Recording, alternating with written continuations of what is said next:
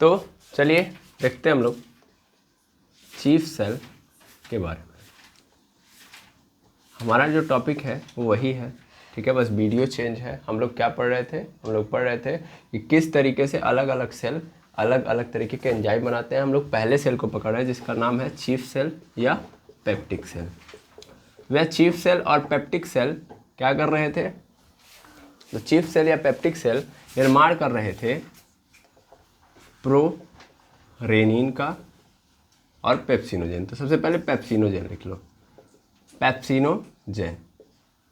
या दूसरे नंबर पे हमारे पास कौन सा आएगा, दूसरे नंबर पे आता है प्रोरेनिन। प्रोरेनिन।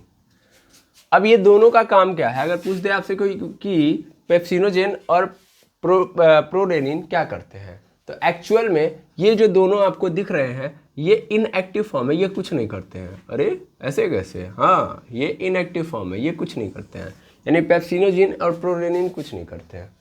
तो ये है क्या करने के लिए, ध्यान दीजिएगा। हमने क्वेश्चन में ये बोला कि प्रोरेनिन और पेप्सिनोजेन क्या करते हैं, तो तुरंत हमने आंसर दिया कुछ नहीं करते हैं, ये इनएक्टिव फॉर्म है। इनएक्टिव फॉर्म का मतलब अक्रिय रूप है, अक्रिय रूप।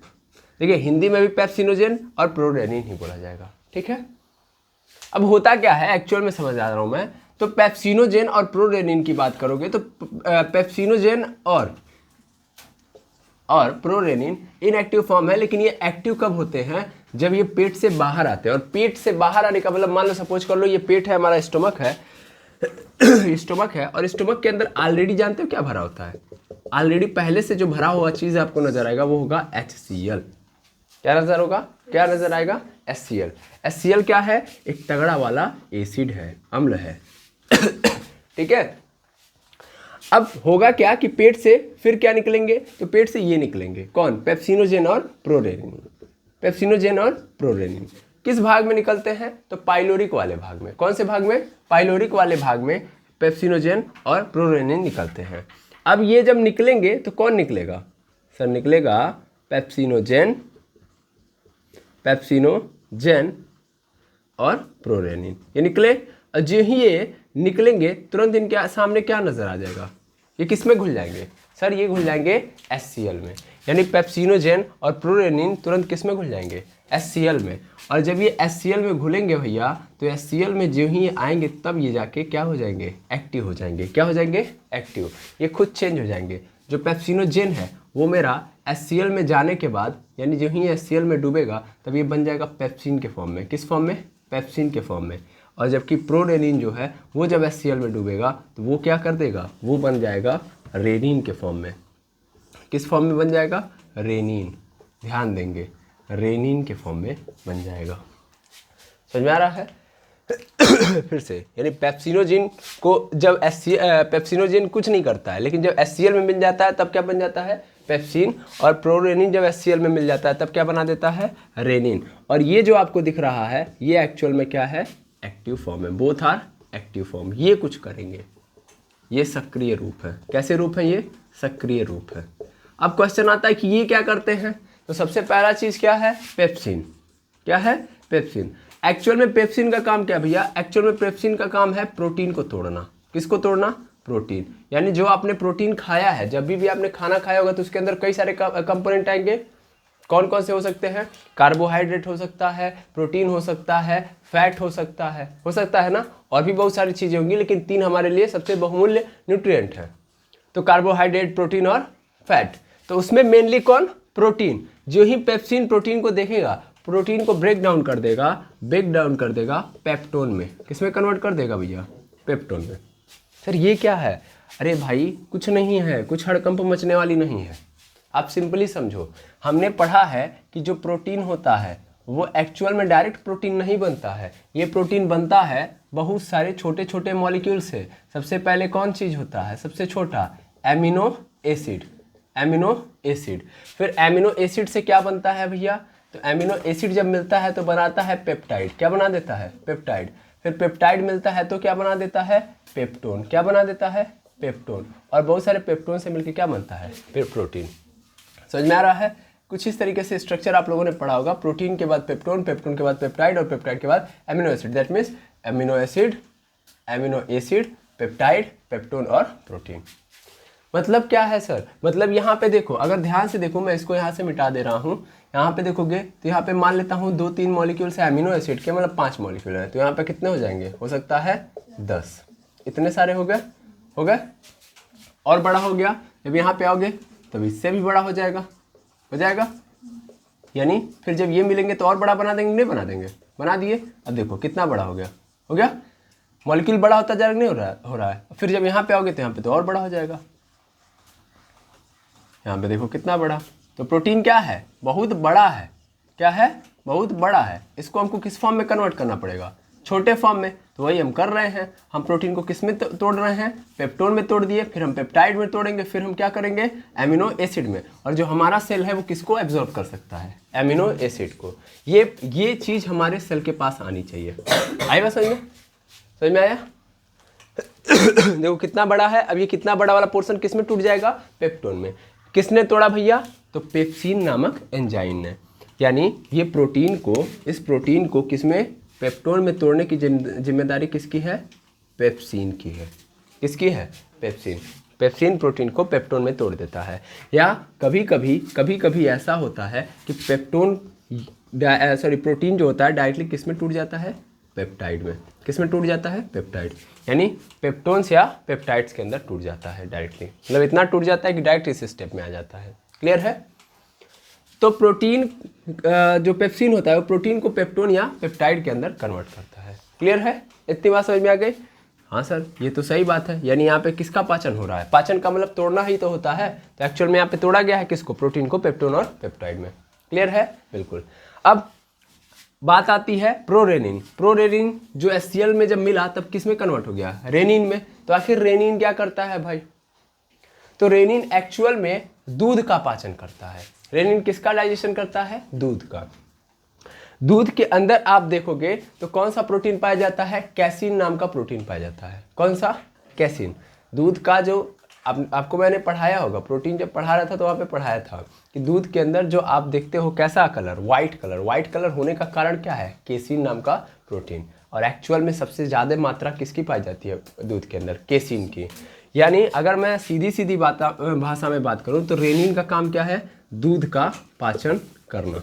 दूध का पाचन करना, यानी आपके पेट में यदि दूध जाता है तो उस दूध का पाचन कौन करता है, रेनिन।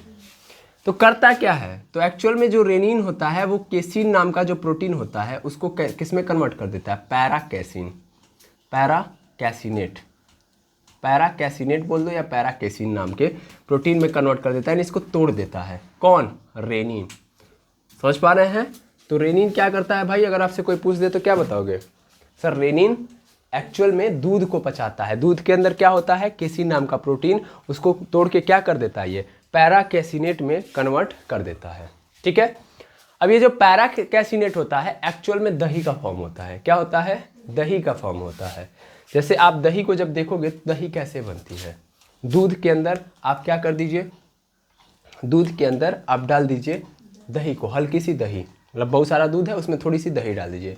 उस दही के अंदर होता है लैक्टोबैसिलस नाम का बैक्टीरिया। कौन सा बैक्टीरिया, लैक्टोबैसिलस नाम का बैक्टीरिया। वही बैक्टीरिया एक्चुअल में क्या करता है, कन्वर्ट करते जाता है किस में, दूध को दही में। आई बात समझ में? यानी लैक्टोबैसिलस नाम का जो बैक्टीरिया होता है वो वहाँ पे क्या कर रहा होता है, कैसीन को कन्वर्ट कर रहा होता है पैराकैसिनेट में। लेकिन जब हमारे पेट के अंदर आएगा तो उस लैक्टोबैसिल की जगह पे कौन होगा, रेनिन नाम का एंजाइम। क्या समझ पा रहे हैं मेरी बात को?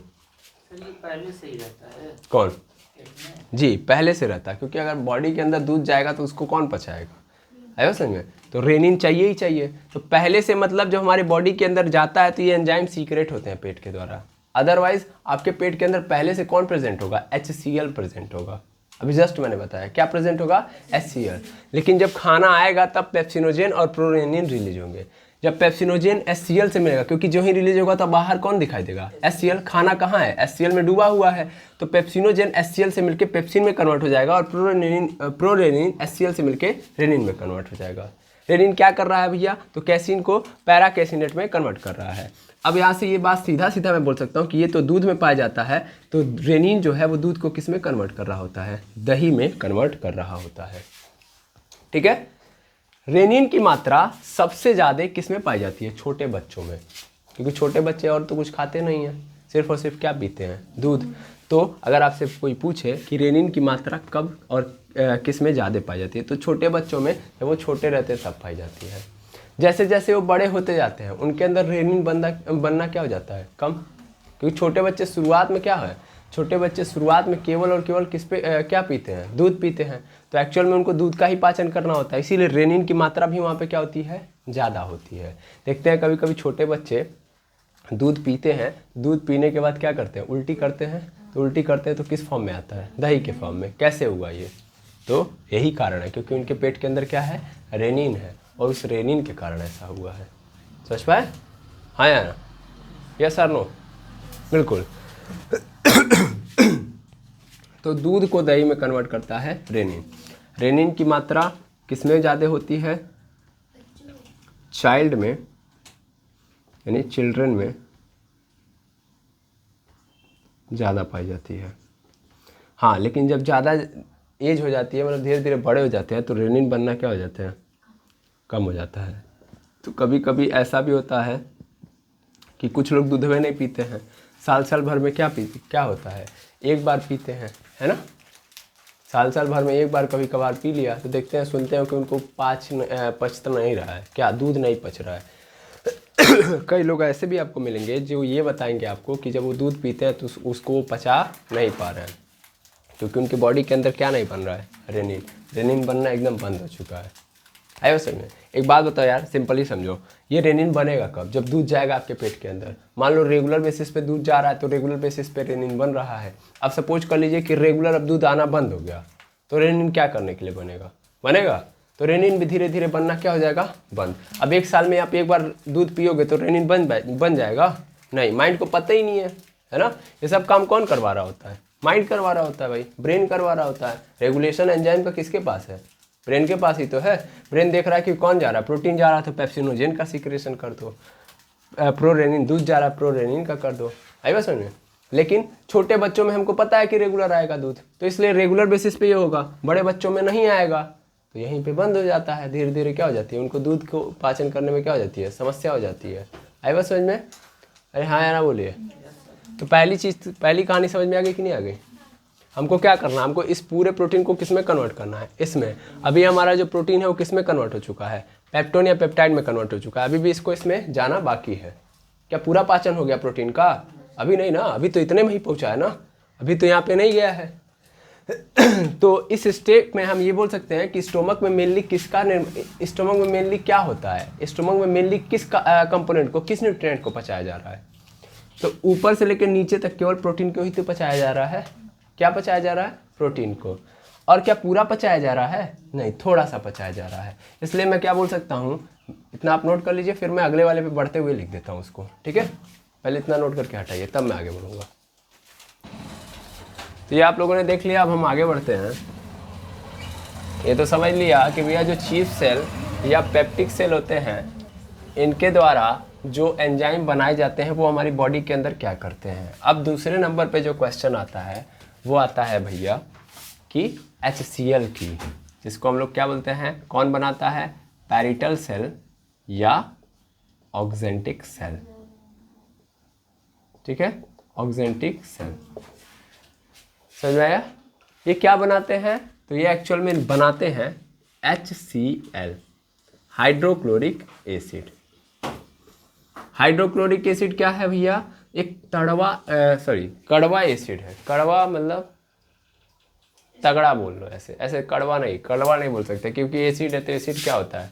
स्वाद में खट्टा होता है। यहाँ पे मैं ये बोलूँगा तगड़ा, यानी स्ट्रॉन्ग एसिड है। कैसा है? Strong acid. हिंदी में बोलते हैं इसको प्रबल अम्ल। ये एक प्रकार का क्या है? प्रबल अम्ल है, यानी स्ट्रॉन्ग एसिड। ये क्या करता है? कल भी बताया था, एक बार और समझ लो। सबसे पहला काम क्या करता है? ब्रेक डाउन करने का। Break down to food. Food को क्या करता है? तोड़ता है। यानी जो ही खाना इसके अंदर जाएगा, तुरंत बड़े बड़े पार्टिकल होंगे, तुरंत छोटे छोटे पार्टिकल के अंदर टूट जाएंगे। जैसे दांत हमारा होता है, दांत बड़े खाने को क्या कर देता है, छोटे छोटे पार्टिकल में तोड़ देता है, नहीं तोड़ देता है, काट काट के। तो वैसे ही HCl करता है, जो आया हुआ खाना है उसको भी किस में कन्वर्ट कर देगा, छोटे छोटे पार्टिकल में, पहली बात। दूसरी बात क्या करेगा कि भैया kill two bacteria, kill two bacteria, bacteria को देखते ही तुरंत खत्म। आया समझ में। बैक्टीरिया को और कहाँ मारा गया था, तो सलाइवा के अंदर भी मारा गया था, लार के अंदर भी मारा गया था, लेकिन बचा कुचा जो तगड़ा वाला बैक्टीरिया होगा जब यहाँ पे आएगा तो वो किसके द्वारा मारा जाएगा, HCl के द्वारा। तो ये बड़ा स्ट्रॉन्ग एसिड है, लेकिन प्रॉब्लम ये है कि बहुत स्ट्रॉन्ग है।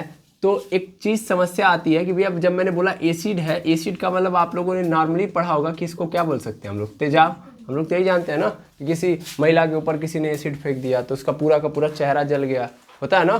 कई बार ऐसे केसेस आप लोगों ने सुने होंगे जहाँ पे ये सुना होगा कि एसिड फेंक दिया गया है। तो एक्चुअल में एसिड वही एसिड है ये, ठीक है ना। मतलब अब ये मैं नहीं कह सकता कि सेम वही एसिड है, दैट मीन्स एसिड की ही कैटेगरी में आता है, यानी वो जो तेजाब है उसी तरीके का एक प्रकार से ये भी क्या है, तेजाब है। तो तेजाब का काम तो जलाना होता है, और अगर ये पेट के अंदर है तो 100% क्या करेगा, ये भी जलाएगा ही जलाएगा, जलाएगा ना। तो आखिर इसके जलन से कौन इसको सुरक्षित रखता है पेट को हमारे, तो भी हम लोगों ने कल समझा था, कौन सी, म्यूकस की लेयर। हमारे पेट के चारों ओर क्या होती है, म्यूकस की लेयर होती है। उस म्यूकस की लेयर के थ्रू हम क्या कर सकते हैं, अपने पेट को बचा सकते हैं। तो आखिर म्यूकस के अंदर क्या होता है, एक्चुअल में जो म्यूकस की लेयर होती है वो म्यूकस की जो लेयर होती है,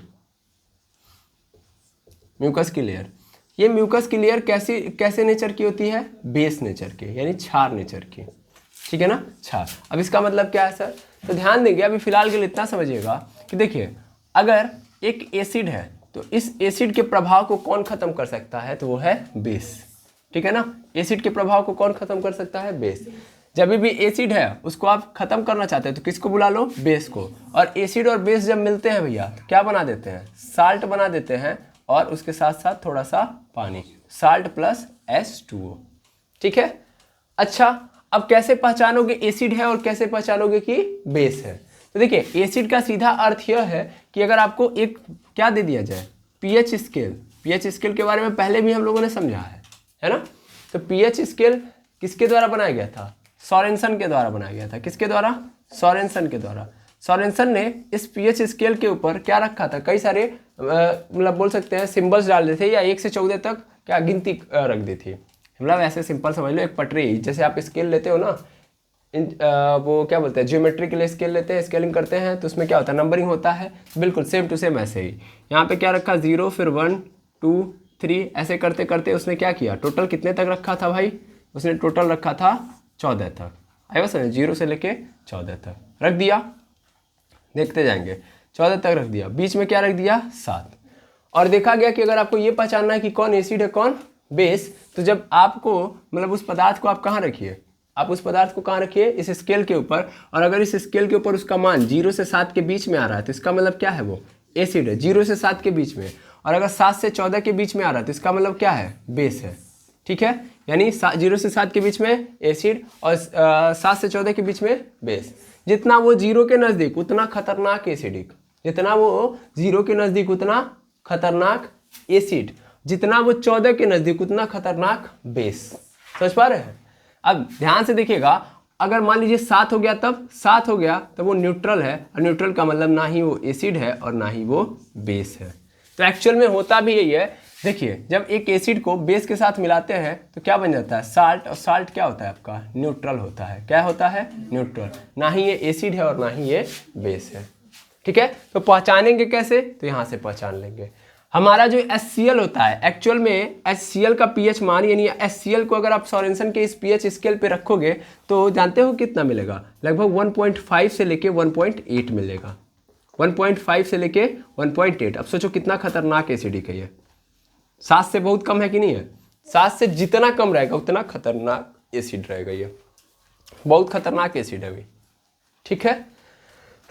लेकिन इससे प्रोटेक्ट कौन करता है, म्यूकस की लेयर। म्यूकस की लेयर कैसी होती है, बेस होती है, क्षारीय होती है, ठीक है ना, क्षारीय होती है। और जब एसिड के साथ क्षार, यानी अम्ल के साथ क्षार, यहाँ पे लिख देता हूँ मैं, अम्ल के साथ क्षार मिला देता हूँ मैं, तो अम्ल के साथ क्षार मिलाने पर क्या बन जाता है, लवण बन जाता है और पानी बन जाता है।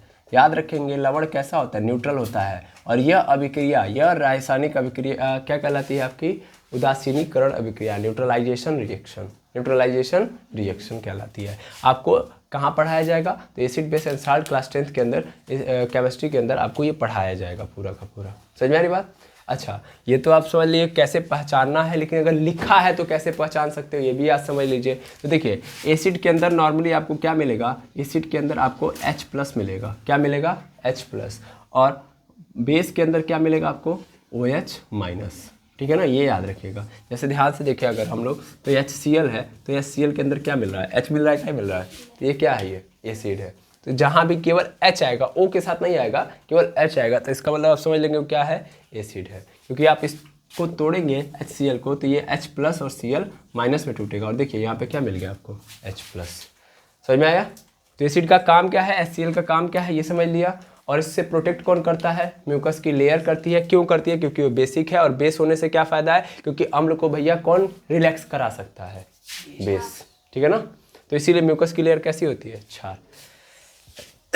अब ये तो नॉर्मल आप लोगों ने समझा। दूसरा एक और एग्जांपल समझो कि कैसे एसिड को ख़त्म किया जाता है क्षार के द्वारा।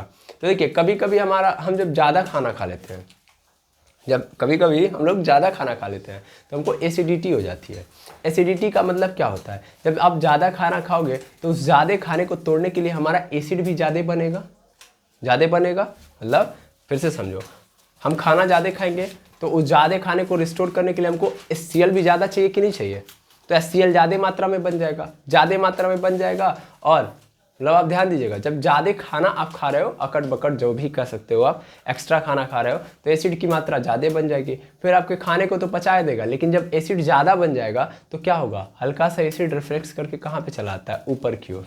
या ऐसे सिंपल समझ लो, एसिड की मात्रा क्या हो चुकी है आपके पेट के अंदर? ज़्यादा। जब एसिड की मात्रा ज़्यादा तो आपको पेट के अंदर क्या होने लगेगा? दर्द। ठीक है ना, आपको लगेगा कि आपका पेट एकदम भारी भारी हो गया है, क्योंकि एसिड की मात्रा क्या हो गई है? ज़्यादा। और एक्स्ट्रा एसिड आ गया है। एसिडिटी में क्या होता है? एक्स्ट्रा एसिड आ जाता है, मतलब जितना हमारे पेट को ज़रूरत है उससे ज़्यादा, क्योंकि आपने खाना क्या खा लिया था? ज़्यादा। और ये ज़्यादातर तब होता है जब आप मसालेदार खाना खाते हो। ठीक है ना, उसी दौरान तो आप ज़्यादा खाना खाते हैं। आया समझ? जब आप मसालेदार खाना खाएंगे तो एसिडिटी हो जाएगी। एसिडिटी में क्या होगा कि आपके पेट के अंदर एसिड ज़्यादा हो जाता है। तो उस एक्स्ट्रा एसिड को कम करना है, उस एक्स्ट्रा एसिड को क्या करना है? कम करना है। तो आप क्या करते हो? इनो लेते हो। क्या लेते हो? इनो। इनो मतलब क्या होता है? तो इनो एक प्रकार से पाउडर के फॉर्म में आपको मिलता है, जिसमें लिखा होता है कि 6 सेकंड में आपको रिलैक्स दे देगा। तो आखिर इनो के अंदर होता क्या है? एसिडिटी से बचने के लिए आप लोग क्या लेते हो? इनो लेते हो। आखिर इनो में क्या होता है?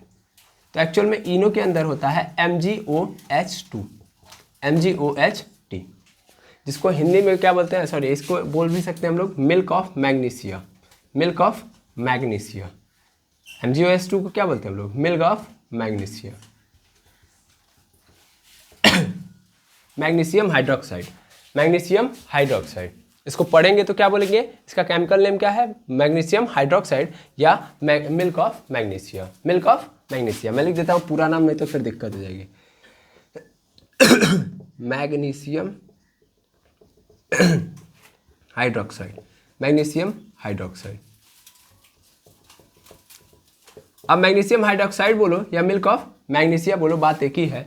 अब ये मिल्क ऑफ मैग्नीशिया को अगर ध्यान से देखो तो क्या नजर आ रहा है? MgOH2 मिल रहा है। अब देखना क्या होगा, ध्यान से देखो। जैसे HCl को तोड़ा आपने तो H+Cl- बना, ऐसे ही आप MgOH2 को जो जब तोड़ेंगे तो क्या बनेगा आपका? Mg पे +2 चार्ज और OH पे माइनस चार्ज। क्या नजर आ रहा है? OH-। और अगर OH- है तो क्या है? ये बेस है ना, तो इसका मतलब क्या है? ये बेस है कि नहीं है? तो क्या मिल गया आपको? एसिड मिल गया। कौन है एसिड? HCl ऑलरेडी आपके पेट में था, आपने ऊपर से क्या खाया? बेस खाया ना, इनो खाया। तो इसका मतलब इनो का पाउडर लिया तो इसका मतलब क्या खाया आपने? बेस। तो बेस आपके पेट में जाएगा तो क्या करेगा? उस बेस के साथ, उस एसिड के साथ वो क्या करेगा? रिएक्शन करेगा नहीं करेगा? करेगा। और रिएक्शन जब करेगा तो क्या कर देगा? एक्स्ट्रा एसिड को खत्म कर देगा, जिससे आपके पेट की एसिडिटी क्या हो जाएगी? खत्म। समझ में आया कि नहीं आया? हाँ या ना? ठीक। तो यहाँ पे इस चीज़ को पकड़ेंगे। अब मैं यहाँ पे अगर केमिकल रिएक्शन करवाऊँ, जैसे यहाँ पे मैं केमिकल रिएक्शन भी चाहूँ तो करवा सकता हूँ, जितनी बात मैंने लिखी है। तो हमको पता है कि हमारे पेट के अंदर पहले से ही कौन मौजूद है? HCl मौजूद है। अब मैंने इनो लिया। क्या लिया? इनो। इनो मतलब MgOH2। तो देखिए क्या होगा, यहाँ पे HCl टूट जाएगा H+ में, H प्लस में और Cl माइनस में। ऐसे MgOH2 टूट जाएगा Mg+2 चार्ज में, OH माइनस चार्ज में। होता क्या है कि ये H प्लस और ये OH माइनस आपस में मिल जाएंगे और क्या बना देंगे भैया, H2O। क्या बना देंगे, H2O। और उसके पहले क्या बनेगा, ये Mg+2 चार्ज और Cl माइनस चार्ज आपस में मिलकर क्या बना देंगे, MgCl2। अब बताओ ध्यान से देखो, ये क्या है, मैग्नीशियम क्लोराइड है। क्या है, मैग्नीशियम क्लोराइड। और मैग्नीशियम क्लोराइड में क्या कहीं H और OH नजर आ रहा है, नहीं आ रहा है। तो ना ही ये एसिड है ना ही बेस है। समझ में आया? तो हो गया न्यूट्रल। जितना एक्स्ट्रा एसिड बचा था वो क्या हो गया, खत्म।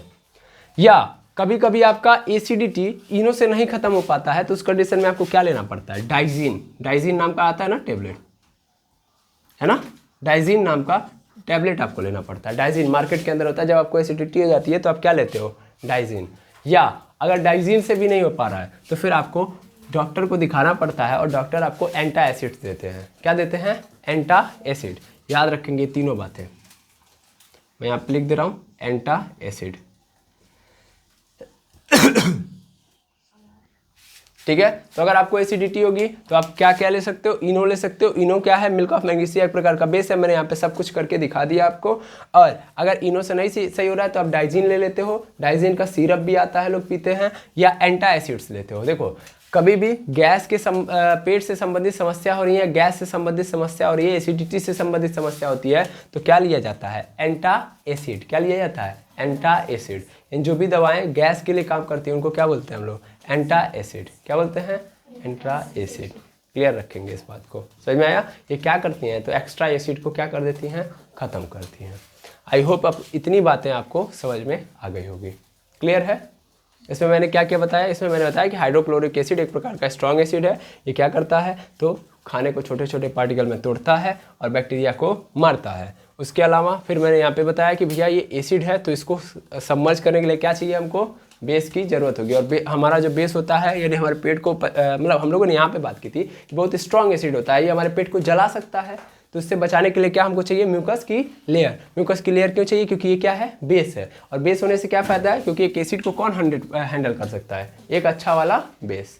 तो ये बेस हमारा क्या करता है, हमारे इस हाइड्रोक्लोरिक एसिड से प्रोटेक्ट करता है। कल मैंने ये भी बताया था कि अगर ये लेयर क्या हो जाए, ब्रेक हो जाए, टूट जाए या कुछ पोर्शन से गायब हो जाए तो क्या होगा, उतने दूर का पोर्शन पे हमारे पेट के अंदर उस पोर्शन पे क्या बन जाएगा, घाव बन जाएगा। और घाव बन जाने से क्या होगा, घाव बन जाने से क्या होगा, घाव बन जाने से सीधा सीधा दर्द उत्पन्न होगा और उस बीमारी को हम लोग गैस्ट्रिक अल्सर कहते हैं। फिर हम लोगों ने ये भी कल समझ लिया था कि गैस से संबंधित जो भी समस्या होगी या जो भी टर्मिनोलॉजी होगी उसमें गैस्ट्रिक यूज किया जाएगा। क्या यूज किया जाएगा, गैस्ट्रिक। यानी जैसे कि हम लोगों ने यूज किया है एंजाइम, तो गैस से पेट से संबंधित, इसलिए हम लोग क्या बोलेंगे, गैस्ट्रिक एंजाइम। क्या बोलेंगे, गैस्ट्रिक एंजाइम। जो ग्लैंड गैस पेट के अंदर प्रेजेंट होता है उसको क्या बोलते हैं, गैस्ट्रिक ग्लैंड बोलते हैं। जो पेट हमारा जूस बनाता है उसको क्या बोलते हैं, गैस्ट्रिक जूस बोलते हैं। समझ में आई बात, हाँ या ना, यस और नो। बीमारी हुई तो कौन सी बीमारी हुई, गैस्ट्रिक अल्सर। क्लियर है। तो आप अपने पेट के बारे में अच्छे से अच्छे तरीके से जानकारी अब ले चुके हैं, ठीक है। अब आपकी जो पेट वाली कहानी है वो क्या हो चुकी है, खत्म। तो आपने पेट के बारे में अच्छे से समझ लिया, ठीक है। थोड़ी बहुत और जानकारी आपको मैं यहाँ पे दे रहा हूँ, इतनी दूर का पोर्शन मैं हटाऊंगा और यहाँ पे थोड़ी और समझा देता हूँ। उसके बाद पेट आपका पूरा का पूरा क्या हो जाएगा, खत्म, ठीक है। तो जो आपको जानना है वो ज़रूरी है, थोड़ा सा ज़रूरी है। उसके बाद हम लोग छोटी बात में एंट्री मारेंगे। अब छोटी बात में जब एंट्री मारेंगे तो उसके पहले प्रयास करेंगे इन सभी चीज़ों का आप एक वीडियो के फॉर्मेट में देख लें, क्योंकि आज तो मैं क्लिप नहीं लेके आ पाया हूँ, लेकिन कल मैं 100% लेके आऊँगा, जहाँ पे मैं आपको दिखाऊंगा जितनी बातें मैंने बताई हैं उस सब की सब, ठीक है। चलिए एक बात समझिएगा कि जब हमारा खाना मुँह में था, यानी माउथ के अंदर हमारा खाना जाता है, तो माउथ के अंदर जब खाना जाता है तो फूड जो होता है वो किसके साथ मिलता है, सलाइवा से। किससे मिलता है, सलाइवा। खाना किससे मिलता है, सलाइवा से। तो जब खाना हमारा सलाइवा से मिल जाता है तो एक्चुअल में क्या कहलाता है, बोलस कहलाता है। क्या कहलाता है, बोलस। याद रखेंगे, खाने के अंदर खाना प्लस लार, खाना और लार मिल गया तो क्या कहलाएगा, बोलस। याद रखेंगे, खाने में लार मिला दोगे क्या बन जाएगा, बोलस। ये बोलस एक्चुअल में फूड पाइप के रास्ते आता है स्टोमक में। कौन सी पाइप है, फूड पाइप। फूड पाइप के रास्ते खाना यानी बोलस कहाँ आता है, स्टोमक में। कहाँ पे आता है, स्टोमक में। और स्टोमक में इसको क्या मिल जाता है भैया, HCl। यानी HCl के साथ क्या मिल जाता है, बोलस। HCl के साथ क्या मिल जाता है? बोलस। और जब HCl के साथ बोलस मिल जाता है तो इसी को हम लोग क्या बोलते हैं? काइम बोलते हैं। क्या बोलते हैं? काइम। सॉरी, इसका मतलब HCl के साथ मैं अगर बोलस को मिला दूं तो वही क्या बन जाता है? मेरा काइम बन जाता है। अब थोड़ी सी बात समझिएगा भाई, ध्यान देंगे। HCl में हमने बोलस मिला दिया तो अब काइम बन गया। अब यही काइम हमारा किस में जाएगा? छोटी आंत में। ठीक है, ध्यान देंगे। पेट के अंदर क्या आता है? खाना आता है? नहीं सर, बोलस आता है। क्या आता है? बोलस। क्यों? क्योंकि उसके अंदर क्या मिल चुका है? लार। तो लार मिल जाएगा तो क्या कहलाएगा? बोलस। फिर यही बोलस फूड पाइप के रास्ते कहाँ आता है? स्टोमक में। और स्टोमक में जब ये HCl से मिल जाता है तो क्या बन जाता है? काइम। क्या बन जाता है? काइम। अगर आप बोलस का पीएच वैल्यू देखोगे, किसका पीएच वैल्यू? बोलस का, तो एक्चुअल में वो कितना मिलेगा आपको? 6.5 से 6.8। मैंने बताया था, याद करिएगा, है ना? 6.5 से 6.8 किसका? बोलस का। ये सिंपली 6.8 होता है। आप अगर आपसे अगर एक डाटा पूछे तो आप क्या बता देंगे? 6.8 किसका? पीएच मान बोलस का कितना होता है? 6.8। हल्का सा एसिडिक होता है। हल्का सा क्या होता है? एसिडिक। बहुत भाई 7 पे तो न्यूट्रल हो जाएगा ना वो एसिड रह जाएगा ना ही बेस। 7 से बस मात्र 0.2 पॉइंट ही तो कम है। तो इसका मतलब हल्का सा क्या है? एसिडिक। लेकिन जब कहाँ आता है? HCl में। तो HCl से मिलेगा तो HCl का पीएच वैल्यू कितना है बताइए? अभी जस्ट हम बताए हैं 1.5 से 1.8 है ना, बहुत खतरनाक एसिड है। तो जब ये किसके साथ मिलता है? किसके साथ? HCl के साथ बोलस मिल जाता है तो जो काइम बनता है, इस काइम का जब आप पीएच वैल्यू निकालोगे तो इस काइम का पीएच वैल्यू कितना होता है भैया? इस काइम का जो पीएच होता है वो 1.5 से लेके 1.8 हो जाता है। याद रखेंगे। यानी हमारा यहाँ पे जो खाना है वो क्या है? तगड़ा एसिडिक है। तगड़ा एसिडिक है। किस नेचर का है? एसिडिक नेचर का है, अम्लीय नेचर का है। क्लियर है कि नहीं है? अरे हाँ ना बोलिए, क्लियर है? तो आई होप आपको ये बातें समझ में आनी चाहिए। अब जो हमारा खाना है वो कहाँ जाएगा? छोटी आंत में। छोटी आंत में जब जाने से पहले भी छोटी आंत को भी देखोगे तो 3 पोर्शन के अंदर आपको नजर आएंगे, ड्यूडेनम, जेजुनम और इलियम। तो सबसे पहले हमारा जो स्टोमक है किससे कनेक्टेड होता है? ड्यूडेनम से। किससे कनेक्टेड होता है? ड्यूडेनम से। और हम लोग कल यही सीखेंगे कि कैसे हमारा खाना छोटी आंत में पहुंचता है और क्यों आखिर हम लोग उसको छोटी आंत कहते हैं। और फिर दूसरे नंबर पे आती है बड़ी आंत। तो बड़ी आंत को बड़ी आंत क्यों कहते हैं और इसको छोटी आंत कहते हैं? जबकि आप जानकारी के लिए आपके बता दूं कि जबकि छोटी आंत की जो लंबाई होती है लगभग 6 से 9 मीटर तक होती है। लगभग मान के चलो 6 से 9 या ऐसे बोल लो 6 से 8 मीटर तक होती है लगभग। ठीक है ना? कौन? किसकी लंबाई? छोटी आंत की। जबकि आप क्या बोलते हैं? बड़ी आंत की लंबाई देखोगे तो बड़ी आंत की लंबाई लगभग 1 से 2 मीटर के बीच में होती है, 1 या 1.5 मीटर की होती है बड़ी आंत की लंबाई। ठीक है? तो एक बात ध्यान से देखें तो बड़ी आंत तो छोटी है ना और छोटी आंत तो बड़ी है। तो आखिर बड़ी आंत को बड़ी क्या बोलते हैं? बड़ी आंत को क्यों इतना बड़ा कहा जाता है जबकि उसकी लंबाई क्या है? कम है। और छोटी आंत को छोटी आंत क्यों कहा जाता है जबकि उसकी लंबाई तो क्या है? ज़्यादा है। तो इसके बारे में भी हम लोग कहाँ पढ़ेंगे? नेक्स्ट वीडियो के अंदर। पेट हम लोगों ने ख़त्म कर दिया। पेट के बारे में अच्छे से अच्छे तरीके से मैंने प्रयास किया कि आपको जानकारी दे दी जा सके ताकि कोई भी पॉइंट आपका यहाँ से छूटे ना। आई होप आपका कॉन्सेप्ट भी क्लियर हो गया होगा। अब हम इस काइम को लेके पहुँचेंगे छोटी आंत के अंदर, जहाँ पे हमारा छोटी आंत में भी कहाँ जाएगा खाना? ड्यूडेनम के अंदर। तो हम ड्यूडेनम के अंदर कैसे पहुँचाएंगे बाकी बातों को हम लोग नेक्स्ट वीडियो के अंदर कर रहे होंगे। तो आज के लिए इतना ही, मिलते हैं नेक्स्ट वीडियो के अंदर। Thank you very much एमर्स।